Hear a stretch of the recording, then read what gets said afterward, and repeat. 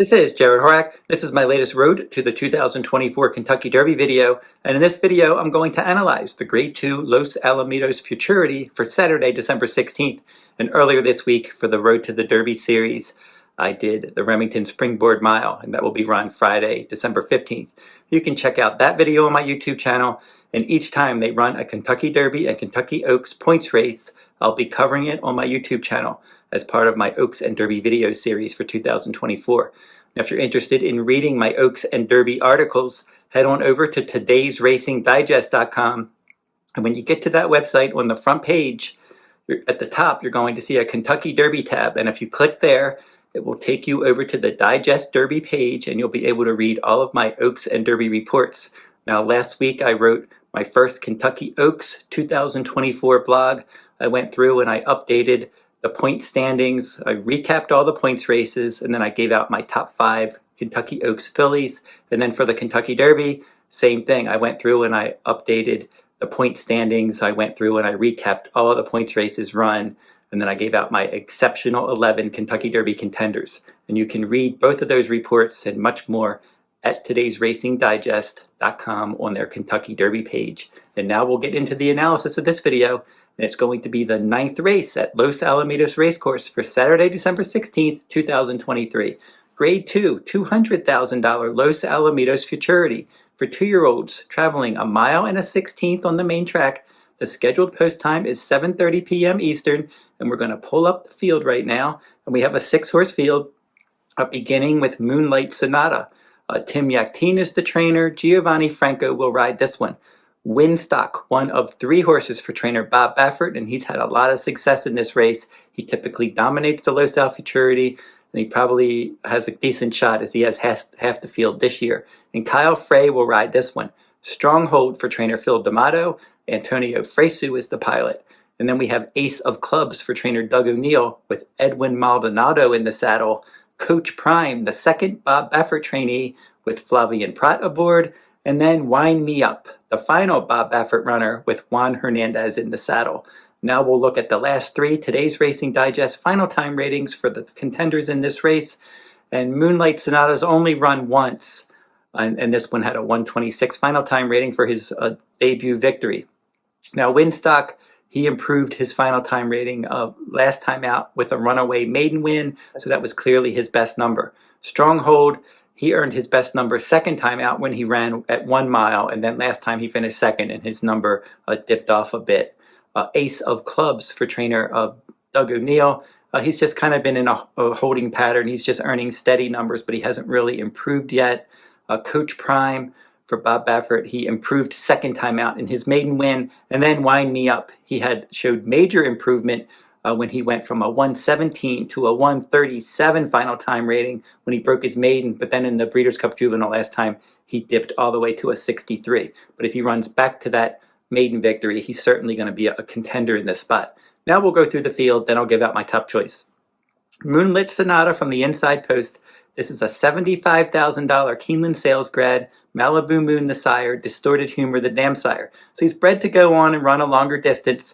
And I liked his debut. It was solid. He broke slow, he rallied wide, and he won going away by more than 2 lengths. He was 33-1 in that 6.5 furlong Del Mar debut. And now he's going to stretch out in distance. And from that inside post, he'll try to rally from off the pace.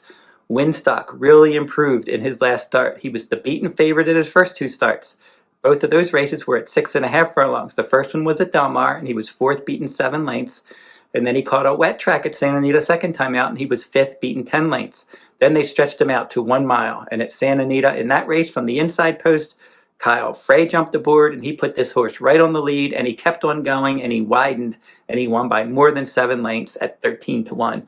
So just looking at his post position here, I would expect that he's probably going to try to make the lead in this spot. They paid $700,000 for this son of Solamini. Stronghold is a son of Ghost Sapper, and the Dam Spectator was a stakes winner.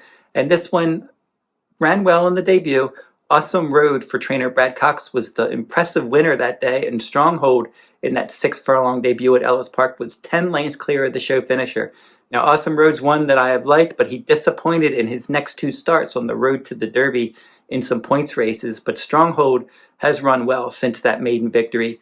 since that finishing second that day. He had a maiden victory, second time out on a 1 mile race at Churchill Downs, and that was a one-turn race, and he stalked the pace, and he was able to win nicely by a length and a half. That was a good effort. Resilience was second. He's a decent sort. Stronghold was 55 cents on the dollar that day, and then Track Phantom was a clear third. Now, Track Phantom is a Steve Asmussen trainee. He's got some ability. He's been improving, and Track Phantom is part of my Road to the Derby exceptional 11 contenders. So he's up there towards the bottom of my list, and Track Phantom's one that I'm going to keep an eye on at Fairgrounds this winter. And Stronghold, in his last start, shipped to Southern California for the Grade 3 Bob Hope Stakes at 7 furlongs. And he stalked and he took a short lead, but Nisos, the heavy favorite, he dominated that one and he won by more than 8 lengths. And Nisos dominated his other race as well. And Stronghold was clearly second best in that 4-horse field. So now he's going to stretch out second after a layoff, and he had a bullet workout at Los Alamitos, 5 furlongs in 59. That was best of 16, and that was on December 10th. Ace of Clubs is next for trainer Doug O'Neill. This is a more spirit colt, and he's run 5 times with 2 wins and a third. He had back-to-back wins at Del Mar, maiden claiming 100,000 at 5.5 furlongs. That was on August 11th, and then on August 27th, he won again. That was a 6 furlong race at Del Mar, and he won by more than 4 lengths. And then the Grade 3 Zuma Beach Stakes on turf, 1 mile race. He was 4th, beaten 4 lengths. And then last time, the Golden Mile at Santa Anita, he was 5th in a 6-horse field. So now he's moving back to the main track. Edwin Maldonado gets back aboard, and he rode him for the Zuma Beach Stakes. He's going to have to improve. Coach Prime is next, and he's a solid win contender in here. They paid $1.7 million for the son of Quality Road. Act Now is the dam, and Street Sense is the dam sire. So he's bred to go a distance, and they knew he was going to be a distance horse right off the bat because both of his races were around 2 turns. His 2-turn turf debut at Santa Anita on October 7th, in that 1 mile race from post 11 in a 12-horse field, he chased from second, and he ended up holding on and finishing third at 10-1. They moved him to the main track second time out at Del Mar, and he dominated that one. Post 9 in a 10-horse field, he rallied from off the pace. He won by more than 7 lengths as the favorite. Flavian Prat rode him that day. He rides back here, obvious top 3 contender. Wind Me Up rounds out the field, and this Bob Baffert trainee is a son of Vino Rosso, and they paid $300,000 for him. Kitten's Joy is the dam sire, and the dam was a stakes winner here. For this one, 6 furlong debut, dueled on the lead, and he won nicely by a length and a half. His second career start in the Grade 1 American Pharoah Stakes, he set the pace. He couldn't go with his stablemate Muth in the late going, but he was clearly second best there. And then in the Breeders' Cup Juvenile, he attended the pace. He was stalking, but he could not keep up, and he ended up finishing 8th, beaten 28 lengths. Now, if he can run back to his second career start in that American Pharoah, certainly going to be a contender in here. And Juan Hernandez gets back aboard, and he did ride this one time, and that was his debut maiden victory. And he had a bullet workout for this on December 10th, 5 furlongs in 59-3, best of 64 at Santa Anita. So looking at the pace of this race, it looks like from post 2, Wynstock should be able to get very close to the lead, if not right on the lead. And I would expect that Kyle Frey is going to probably be a little aggressive in here. And then your other main speed is his stablemate, Wind Me Up, from the outside post. Maybe he's going to try to press outside and hopefully and hope his stablemate tires, and maybe he'll get the first run. So it looks like Wynstock and Wind Me Up are the 2 main early runners, and then you have horses that are going to be rallying from off the pace like Moonlit, Sonata, and then you're going to have a horse like Stronghold that's probably going to be stalking the pace along with Coach Prime.